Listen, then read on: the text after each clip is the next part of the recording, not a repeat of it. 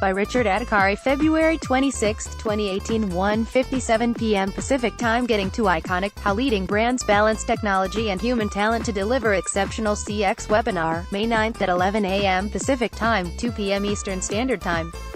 Join this webinar to see how the world's most influential and customer-centric firms lead with technology, but do not let technology lead their customer relationships. Register now. Fraud is a major concern for 72% of businesses, according to Experian's Global Fraud and Identity Report. More than 5,500 consumers and 500 business executives in 11 markets around the world participated in the survey. The situation has not been improving, the report suggests, as 6 out of 10 businesses experienced the same losses to fraud as they did a year ago, or more.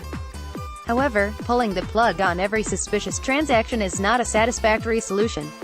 In fact, 71% of businesses told Experian they denied more transactions than they should have. That not only costs specific sales, but also may have reduced the affected customer's lifetime value.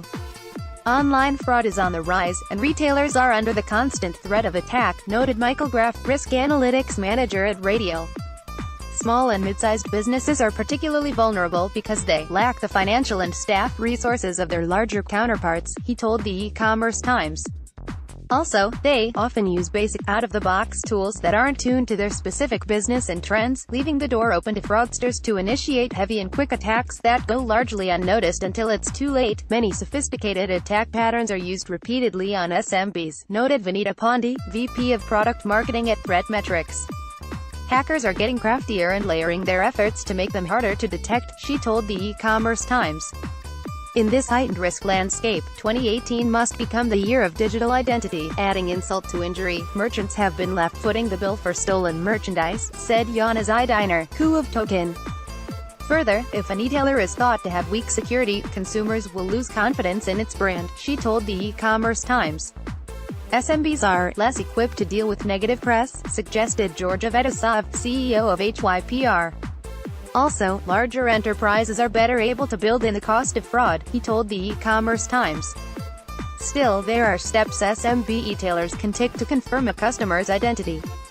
SMB Etailers should partner with third-party security providers, suggested Token Zidiner.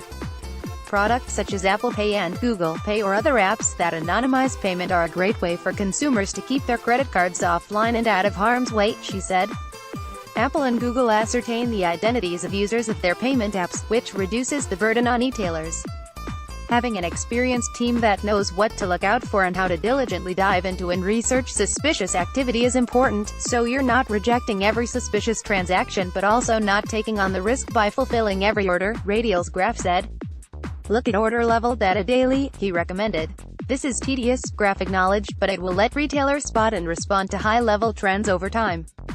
However, this process is not very scalable and needs to be layered in with other anti-fraud strategies. Keep an eye peeled for shipping and billing information that doesn't match, and check on the physical locations of customers, advised Graff. If you have a billing address in one part of New York City and shipping at a different city address, and the IP address is coming from Germany and your credit card is from the UK, and the purchase is over $5,000, you may want a fraud investigator to look at it personally, he said. Imposing an upper limit on the number of purchases and total value of purchases from any one account on a single day will help keep down exposure to fraud. Analyzing transactions based on true digital identities is the most effective way to instantly differentiate between legitimate users and cybercriminals. ThreatMetrix's Pandey said, organizations need to invest in digital-first strategies that leverage automation to protect consumers facing downstream attacks from large-scale data breaches, she advised. The growing sophistication of cybercriminals' attacks means e-tailers must ensure that the tools they use will help them differentiate between trusted customers and fraudsters, Pandey noted. They must go beyond legacy approaches that rely on simple device recognition or static credentials. It's important to balance customer experience with risk management, Pandey cautioned. 35% of consumers would purchase more online if there were fewer security hurdles, Experian's report suggests. 25% of the Experian survey participants said they had abandoned a transaction because setting up a new account required them to give out too much information. Richard Adhikari has been an ECT News Network reporter since 2008. His areas of focus include cybersecurity, mobile technologies, CRM, databases, software development, mainframe and mid-range computing, and application development. He has written and edited for numerous publications, including Information Week and Computer World. He is the author of 2 books on client-server technology.